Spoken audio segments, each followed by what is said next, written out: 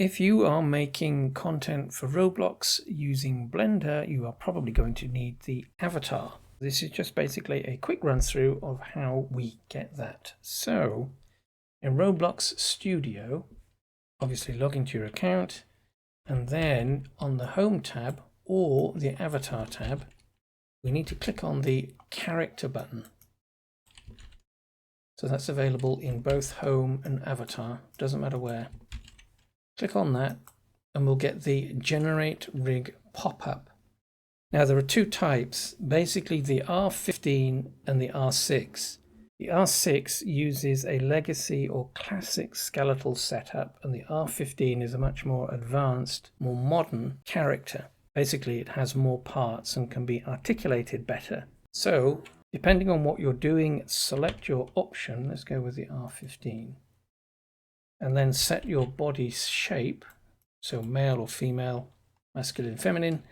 And then generally speaking, if you are making something that is going to be sold in the store, you want to select one of the Mesh Avatar 2016 or Mesh Avatar 2012.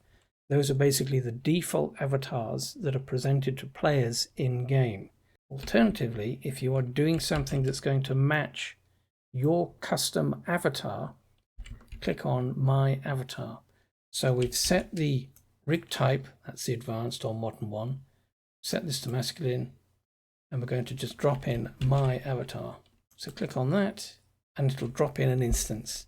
To make the process as efficient as possible when we're making our content in Blender, the exporter exports content in situ. So basically it will export this in the position that it's in right now, and that's hovering in the air. So before we export, we want to make sure that we have our rig selected in the Explorer, and then down in Properties, we want to make sure, let's expand that a little bit, that our rig is positioned. So we've got our transform, origin, position, well, an orientation, although that won't necessarily be needed to be cleared, but make sure that position is set to 0. 0, 0, 0. That recenters the avatar. So that is now at grid 0, and this is important because we want this to appear at grid 0 in Blender. Let's just take a quick look. Once we've got that, all we need to do is right click on our entry in the Explorer and then save export, and then export as object or export as GLTF. Now there is an important caveat here, that if you export as GLTF and your avatar includes custom items, you may get a restrictions warning because you are trying to export something that the author of that material hasn't granted permissions for. So when you import the result into Blender, it'll be missing parts. So if you want to include everything, use object. So we're going to right click, save export, export as object.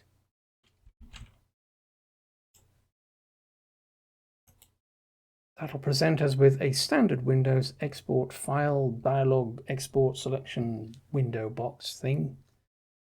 Just give it a name, so My Avatar Roblox, and then click save.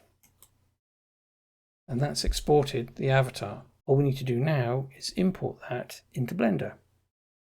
In Blender, all we need to do is import the file that we exported from Roblox. So File, Import, and in this instance we used Object.